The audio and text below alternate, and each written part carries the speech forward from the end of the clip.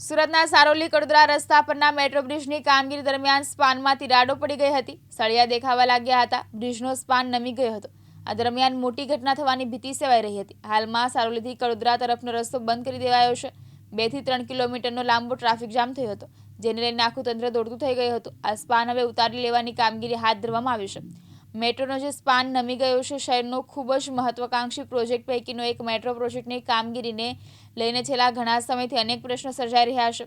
મેટ્રોની કામગીરી દરમિયાન ટેકનિકલ રીતે ખૂબ જ મોટી બેદરકારી સામે આવી રહી છે. મેટ્રોનો જે સ્પાન છે તે એક તરફ નમી ગયો હતો, તેના કારણે આ ગમે ત્યારે ધરાશાયી થાય તેનો ડર પેસી ગયો હતો. સ્પાનના સળિયા છે તે પણ સ્પષ્ટ દેખાઈ રહ્યા હતા, જેથી ઉતારી લેવાની કામગીરી હાથ ધરવામાં આવી રહી છે. મેટ્રોનું વર્ષ 2027માં ઉદ્ઘાટન થવાનું છે, ત્યારે પહેલા બ્રિજમાં મોટી ખામી સામે આવી છે. ભેસાણથી સારોલી મેટ્રો પ્રોજેક્ટ માટે 18 કિમી ઓવરહેડ બ્રિજ બનાવવામાં આવી રહ્યો હતો. ઉલ્લેખનીય છે કે ડિસેમ્બર 2021થી મેટ્રોની કામગીરી શરૂ કરવામાં આવી હતી.